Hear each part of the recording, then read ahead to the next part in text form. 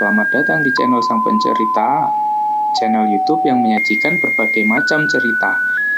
Jangan lupa subscribe, like, dan komen. Ya, supaya Sang Pencerita semakin semangat bercerita.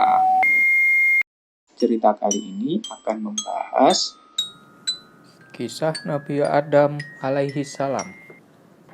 Setelah Allah menciptakan bumi dengan gunung, laut, tumbuh-tumbuhan, serta menciptakan langit dan mataharinya, bulan beserta bintang-bintangnya yang bergemerlapan, menciptakan malaikat-malaikatnya. Ialah sejenis makhluk halus yang diciptakan untuk beribadah menjadi perantara antara Zat yang Maha Kuasa dengan hamba-hamba, terutama para rasul dan nabi. Maka tibalah kehendak Allah untuk menciptakan sejenis makhluk lain yang akan menghuni dan mengisi bumi, memeliharanya, menikmati tumbuh-tumbuhannya, mengelola kekayaan yang terpendam di dalamnya, dan berkembang biak turun-temurun, waris-mewarisi sepanjang masa yang telah ditakdirkan baginya. Kekhawatiran para malaikat. Para malaikat ketika diberitahukan oleh Allah akan kehendaknya menciptakan makhluk lain itu, mereka khawatir kalau kehendak Allah menciptakan makhluk yang lain itu disebabkan kecuaian dan kelalaian mereka dalam ibadah dan menjalankan tugas atau karena pelanggaran yang mereka lakukan tanpa disadari. Berkata mereka kepada Allah, "Wahai Tuhan kami, buat apa Tuhan menciptakan makhluk lain selain kami? Padahal kami selalu bertasbih, bertahmid, melakukan ibadah dan mengagungkan nama-Mu tanpa henti-hentinya. Sedang makhluk yang Tuhan akan ciptakan dan turunkan ke bumi itu, niscaya akan bertengkar satu dengan yang lain, akan saling bunuh-membunuh, berebutan menguasai kekayaan alam yang terlihat di atasnya dan terpendam di dalamnya, sehingga akan terjadilah kerusakan dan kehancuran di atas bumi yang Tuhan ciptakan itu." Allah berfirman, menghilangkan kekhawatiran para malaikat itu. "Aku mengetahui apa yang kamu tidak ketahui, dan aku sendirilah yang mengetahui hikmat penguasaan Bani Adam atas bumiku. Bila aku telah menciptakannya dan meniupkan roh kepadanya, bersujudlah kamu di hadapan makhluk baru itu sebagai penghormatan dan bukan sebagai sujud ibadah, karena Allah melarang hambanya beribadah kepada sesama makhluknya." Kemudian diciptakanlah Adam oleh Allah dari segumpal tanah liat kering dan lumpur hitam yang berbentuk. Setelah disempurnakan bentuknya, ditiupkanlah roh ciptaan Tuhan ke dalamnya, dan berdirilah ia tegak menjadi manusia yang sempurna. Iblis membangkang. Iblis membangkang dan enggan mematuhi perintah Allah, seperti para malaikat yang lain, yang segera bersujud di hadapan Adam sebagai penghormatan bagi makhluk Allah yang akan diberi amanat menguasai bumi, dengan segala apa yang hidup dan tumbuh di atasnya, serta yang terpendam di dalamnya. Iblis merasa dirinya lebih mulia, lebih utama, dan lebih agung dari Adam, karena ia diciptakan dari unsur api, sedangkan Adam dari tanah dan lumpur. Kebanggaannya dengan asal-usulnya menjadikan ia sombong dan merasa rendah untuk bersujud menghormati Adam seperti para malaikat yang lain, walaupun diperintah oleh Allah. Tuhan bertanya kepada iblis, "Apakah yang mencegahmu sujud menghormati sesuatu yang telah aku ciptakan dengan tanganku?" Iblis menjawab, "Aku adalah lebih mulia dan lebih unggul dari dia. Engkau ciptakan aku dari api dan menciptakannya dari lumpur." Karena kesombongan, kecongkaan, dan pembangkangannya melakukan sujud yang diperintahkan, maka Allah menghukum iblis dengan mengusir dari surga dan mengeluarkannya dari barisan malaikat dengan disertai kutukan dan laknat yang akan melekat pada dirinya hingga akhir kiamat. Di samping itu, ia dinyatakan sebagai penghuni neraka. Iblis dengan sombongnya menerima dengan baik hukuman Tuhan itu, dan ia hanya mohon agar kepadanya diberi kesempatan untuk hidup kekal hingga hari kebangkitan kembali di hari kiamat. Allah meluluskan permohonannya dan ditangguhkanlah ia sampai hari kebangkitan.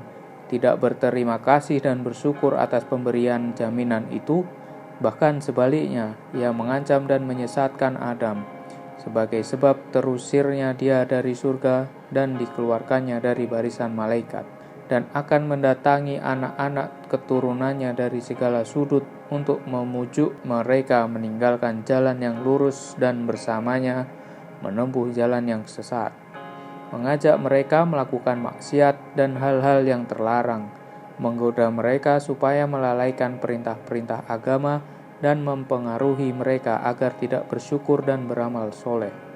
Kemudian Allah berfirman kepada iblis yang terkutuk itu, "Pergilah engkau bersama pengikut-pengikutmu yang semuanya akan menjadi isi neraka jahanam dan bahan bakar neraka." Pengetahuan Adam tentang nama-nama benda. Allah hendak menghilangkan anggapan rendah para malaikat terhadap Adam dan meyakinkan mereka akan kebenaran nikmat-Nya, menunjuk Adam sebagai penguasa bumi. Maka diajarkanlah kepada Adam nama-nama benda yang berada di semesta. Kemudian diperagakanlah benda-benda itu di depan para malaikat seraya. "Cobalah sebutkan bagiku nama benda-benda itu, jika kamu benar merasa lebih mengetahui dan lebih mengerti dari Adam." Para malaikat tidak berdaya memenuhi tantangan Allah yang menyebut nama-nama benda yang berada di depan mereka.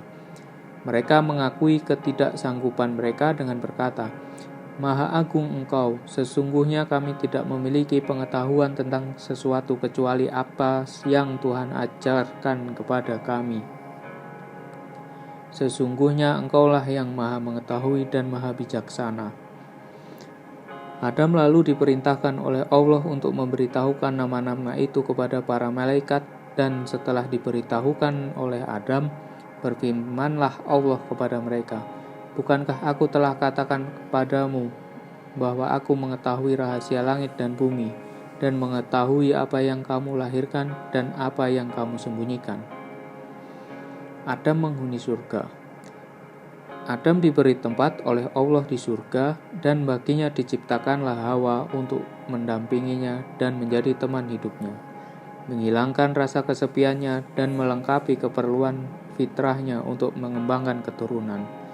Menurut cerita para ulama, Hawa diciptakan oleh Allah dari salah satu tulang rusuk Adam yang di sebelah kiri di waktu ia masih tidur, sehingga ketika ia terjaga, ia melihat Hawa sudah berada di sampingnya. Dia ditanya oleh malaikat, "Wahai Adam, apa dan siapakah makhluk yang berada di sampingmu itu?" Berkatalah Adam, "Seorang perempuan, sesuai dengan fitrah yang telah diilhamkan oleh Allah kepadanya."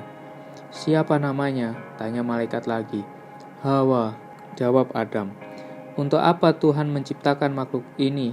tanya malaikat lagi. Adam menjawab, "Untuk mendampingiku, memberi kebahagiaan bagiku dan mengisi keperluan hidupku sesuai dengan kehendak Allah." Allah berpesan kepada Adam, "Tinggallah engkau bersama istrimu di surga, rasakanlah kenikmatan yang berlimpah-limpah di dalamnya.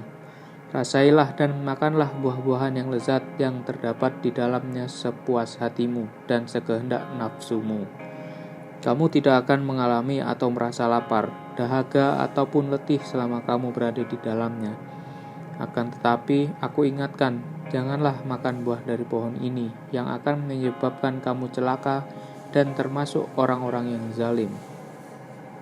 Ketahuilah bahwa iblis itu adalah musuhmu dan musuh istrimu.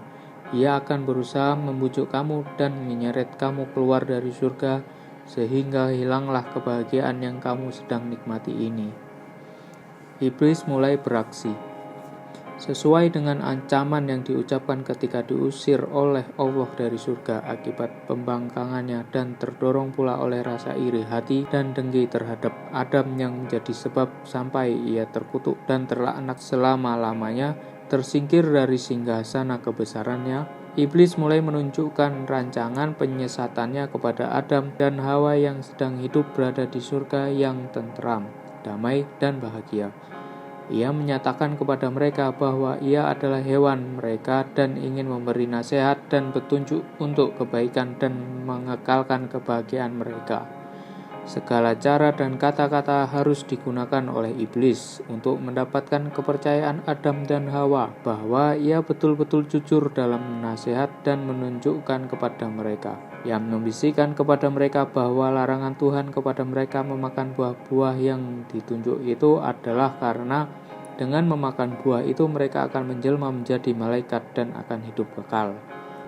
Diulang-ulangilah bujukannya dengan menunjukkan akan harumnya bau pohon yang dilarang, indah bentuk buahnya dan lezat rasanya. Sehingga pada akhirnya termakanlah bujukan yang halus itu oleh Adam dan Hawa dan dilanggarlah larangan Tuhan. Allah mencela perbuatan mereka itu dan berfirman yang bermaksud, "Tidakkah aku mencegah kamu mendekati pohon itu dan memakan dari buahnya, dan tidakkah aku telah ingatkan kamu bahwa syaitan itu adalah musuh yang nyata?" Adam dan Hawa mendengar firman Allah itu, sadarlah ia bahwa mereka telah melanggar perintah Allah dan bahwa mereka telah melakukan sesuatu kesalahan dan dosa besar. Serasa menyesal berkatalah mereka, "Wahai Tuhan kami telah menganiaya diri kami sendiri dan telah melanggar perintah-Mu karena terkena bujukan iblis. Ampunilah dosa kami karena niscaya kami akan tergolong orang-orang yang rugi bila Engkau tidak mengampuni dan mengasihi kami." Adam dan Hawa diturunkan ke bumi. Allah telah menerima taubat Adam dan Hawa serta mengampuni perbuatan pelanggaran yang mereka telah lakukan. Hal mana telah melegakan dada mereka dan menghilangkan rasa sedih akibat kelalaian peringatan Tuhan tentang iblis sehingga terjerumus menjadi mangsa bujukan dan rayuannya yang manis namun beracun itu. Adam dan Hawa merasa tentram kembali setelah menerima pengampunan Allah dan selanjutnya akan menjaga jangan sampai tertipu lagi oleh iblis dan akan berusaha agar pelanggaran yang telah dilakukan dan menimbulkan murka dan teguran Tuhan itu menjadi pengajaran bagi mereka berdua untuk lebih berhati-hati menghadapi tipu daya dan bujukan iblis yang terlaknat itu. Harapan untuk tinggal terus di surga yang telah pudar karena perbuatan pelanggaran perintah Allah hidup kembali dalam hati dan pikiran Adam dan Hawa yang merasa kenikmatan dan kebahagiaan hidup mereka di surga tidak akan terganggu oleh sesuatu dan bahwa ridho Allah serta rahmat-Nya akan tetap melimpah di atas mereka untuk selama-lamanya. Akan tetapi Allah telah menentukan dalam takdirnya apa yang tidak terlintas dalam hati dan tidak terfikirkan oleh mereka. Allah yang telah menentukan dalam takdirnya bahwa bumi yang penuh dengan kekayaan untuk dikelolanya akan dikuasai kepada manusia keturunan Adam, memerintahkan Adam dan Hawa turun ke bumi sebagai benih pertama dari hamba-hambanya yang bernama manusia itu. Berfirmanlah Allah kepada mereka, "Turunlah kamu ke bumi, sebagian daripada kamu menjadi musuh bagi sebagian yang lain. Kamu dapat tinggal tetap dan hidup di sana sampai waktu yang telah ditentukan." Turunlah Adam dan Hawa ke bumi menghadapi cara hidup baru yang jauh berlainan dengan hidup di surga, yang pernah dialami dan yang tidak akan berulang kembali. Mereka harus menempuh hidup di dunia yang fana ini dengan suka dan dukanya, dan akan menurunkan umat manusia yang beraneka ragam, sifat dan tabiatnya berbeda warna kulit dan kecerdasan otaknya.